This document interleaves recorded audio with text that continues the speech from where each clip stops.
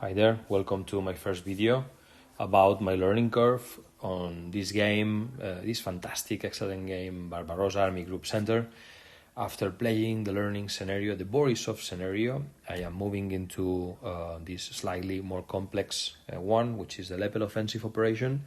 The first scenario, you learn the sequence of play, you learn the movement, the combat, interdiction concepts, the reaction that you can do before combat, some cases, and here I will just focus on the main concepts of the game and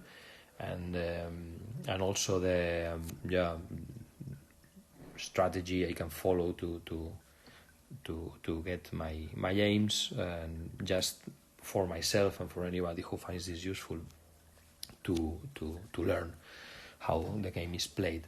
As I said in the Borisov scenario, you learn the sequence of play. There is first a strategic segment in the game. The weather is determined, but in that case, it is fixed, and as it is in this case, it's fixed to dry weather. The weather is going to determine the movement, the cost of moving through the hexes, and so on. And then the sequence of play is extremely rich and complex, but in the basic scenarios, you skip most of the steps because you are not doing most of the things that are listed here. And I even imagine that if you play the whole campaign, you're not going to do everything all the time. So it's just stated there for you not to forget it. It's very important to follow it with precision. Otherwise, you will skip stuff, and then you're done. So after the weather phase, you get the replacements, reinforcements, which are replacements that are known in Borisov, replacements that are known in the Borisov scenario. Here you can see that there are some reinforcements coming around, and I just place them here. They are entering on turn 9, so I just already have them there at the locations where they have to get into the map. The air phase, you do have air phase in the Borisov scenario. There are only axis planes. In this scenario, you have air units from both sides, and in that case, you just use your bombers for interdiction. I will talk about interdiction in a moment. Here there are some markers pointing out the places, locations where interdiction has happened and has succeeded. Then you have supply, which you don't take care of in these simple scenarios, and then you get into the player segments. The axis first moves, then there is combat. Previous to combat, there is a reaction phase from the Soviets. Then there is the combat. Then after the combat, there is a motorized phase in which only motorized units can move at half of the movement allowance. And finally, the engineering phase, which is like a recovery phase. Then the Soviet player turn comes, but the Soviet plays different. It seems that the strategically the different schools of thought about the methods of war of both armies, as far as I have read in the rules, in the playbook, were different. So this is catched by the different way in which the two sides are playing. The Soviet player starts with a motorized movement phase. Then there is attack declaration, axis reaction, combat, and finally the movement phase. And the turn ends with the Soviet engineering phase and the administrative segment, where there's also general recovery and count of victory points and so on. So this is scenario. In this scenario, the aim of the axis is to take Vitebsk, Orsha, and to move out towards Smolensk on the eastern side of the map. There is also Polotsk here, which grants you a number of victory points, but still, I mean, the aim of this game, I understand, is moving towards the east. This is the initial setup.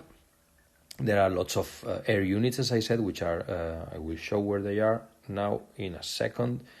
I have here my whole setup. It's very useful to have the charts around, and you see here and here you have the air units waiting to be used. Here I have my sequence of play, and these are the movement and combat charts. This is for supply, but this is not used. So here in this chart, what I have is the victory point, the victory condition, but I just moved it out because I know what I have to do now. And finally, here you have some interesting notes on who can move, who cannot move at different phases, and at which level of the movement allowance. So coming back to the game, as I said, you start with some interdiction axis. This is the result of the use of your air force to generate regions in which, chaos, to generate chaos.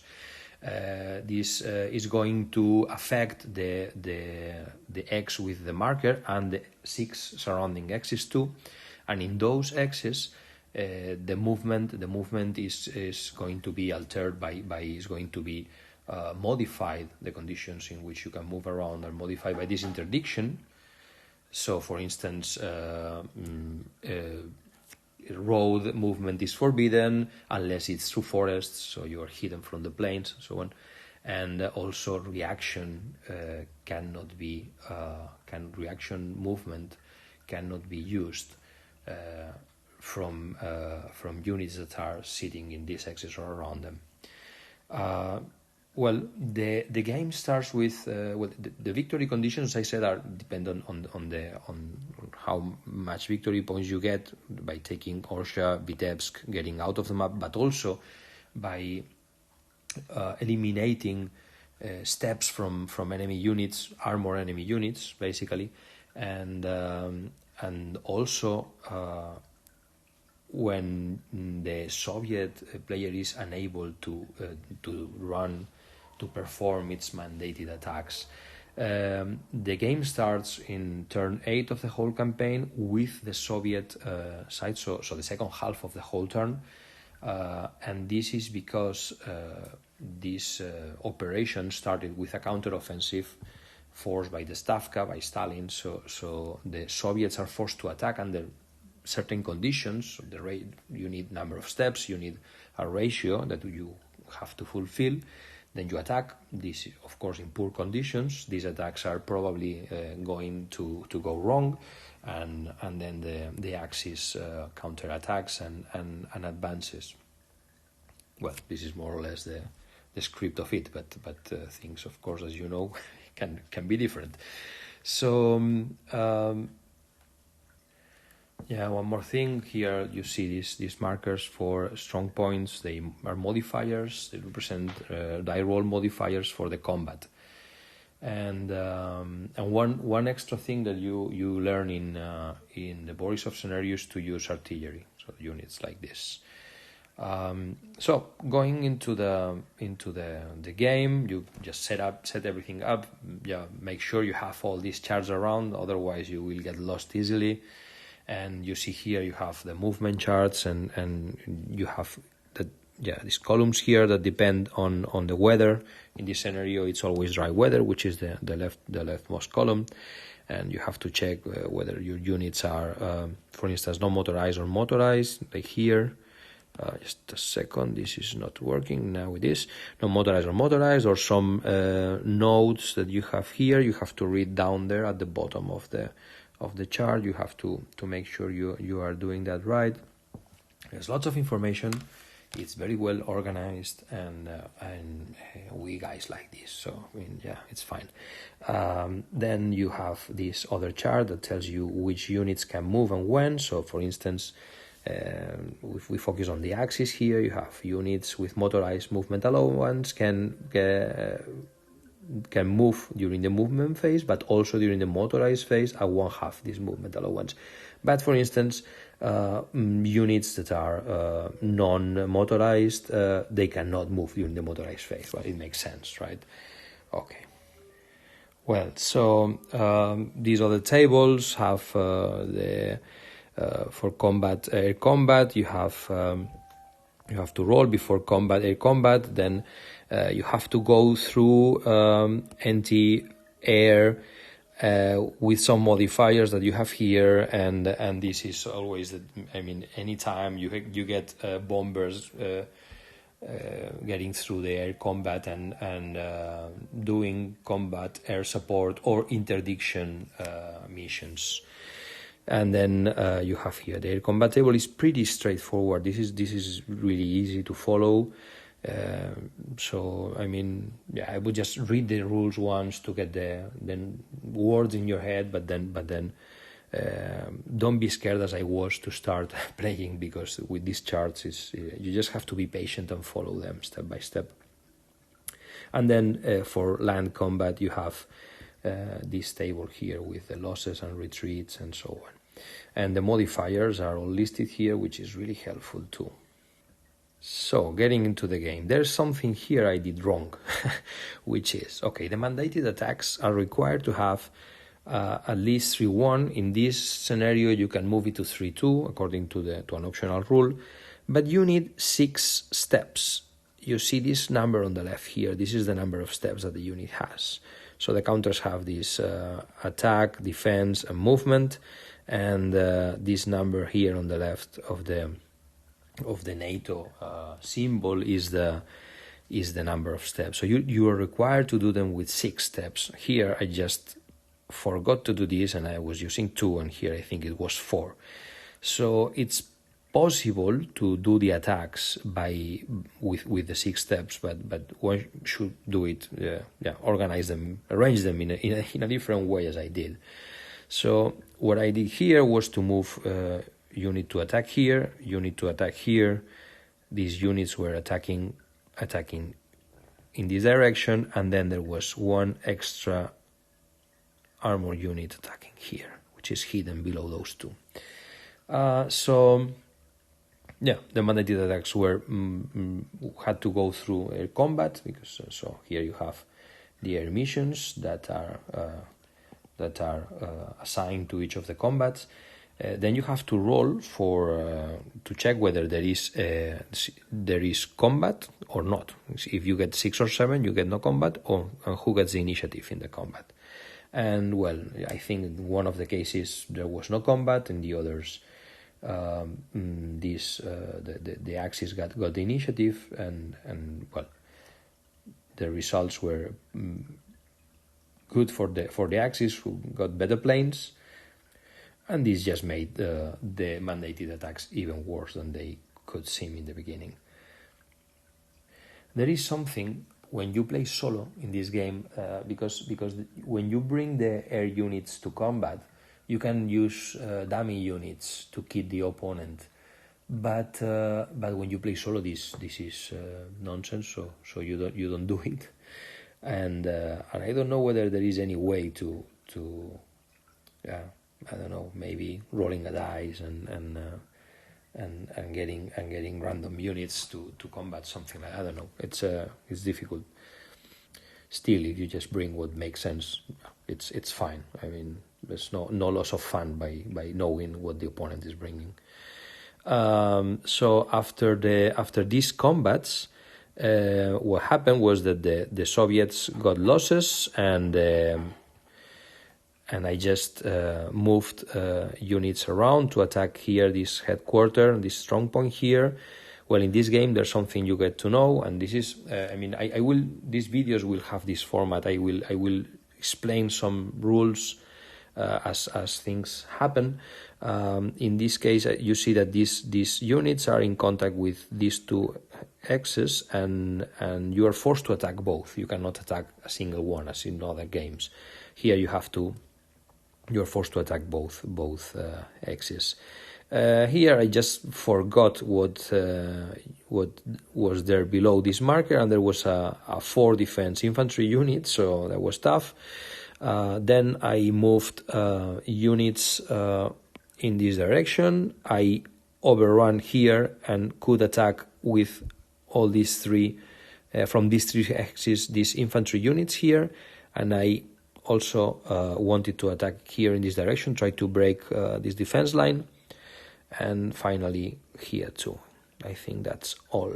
Well, no, I think, there was another one here. You see the declared attacks, you mark them. Then reaction, there comes the reaction once you declare your attacks.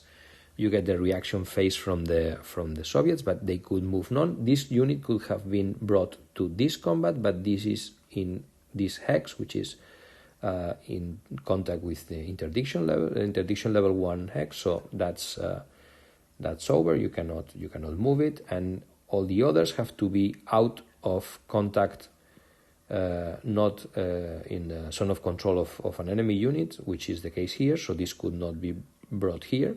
You cannot do that, and it's only armor units that you can move. So then that's it. Now, after some air combat, I could bring only support in this and these cases. In the case of air units, let me zoom in. You have this number is for the air combat, and this number is for the support that you bring into combat, which is a die roll modifier. So in this case, will be 2 for the Germans, for the Axis, and also the interdiction level, which I don't recall. I think it's the same number. So the interdiction level is this number here. So once the bomber gets through the combat air, the air combat, and it gets through the anti-air combat, it brings an interdiction level marker with this number 1. Means that it was forced. This interdiction zone was created by a bomber like this with a 1 index in that part of the counter, which indicates, it tells you which is the interdiction level it can bring. Then there is also the artillery use. You have to declare that. So here there was the artillery being brought into the battle. Here too, the Axis had 2 artillery units here, and also this rocket unit is to be counted as artillery. This can be this A in the marker here. It means that it can only be used for attack purposes, and here you have another artillery unit. Has to be 2 hexes away. You have here the range. It's this number 2 on top of the top left side of the marker, and so you bring this all the artillery. The artillery, if it participates, it brings the attack number to the combat, but the air units, the bombers, and also other modifiers are just for the die roll. For instance, here where is it? There is a strong point below that no retreat marker, and actually I have to say that this order has to be added also in this pre-combat phase. So in the pre-combat phase, you define, summarizing, the artillery units that you bring into the combat. You also, which are declared by the Axis, by the attacker ahead. Then previous to combat, you get the defender to declare the artillery units that will be brought, and to issue orders. Right. So the issue of the orders are more in the reaction phase. Let me check that. But yes, there is in the reaction phase. And the artillery is declared during previous to the roll, so during the combat phase. So basically, the reaction phase is bringing more units into the combat from the defender side and issuing orders. These issuing orders gives you a die roll modifier, but it can be costly, because if you apply, if there is, for instance, in the no retreat order, it brings an extra step loss if a retreat is the result of the combat. Retreat is forced, then if you have to avoid it, you have to pay the price of a step, and that's it from this for this combat phase.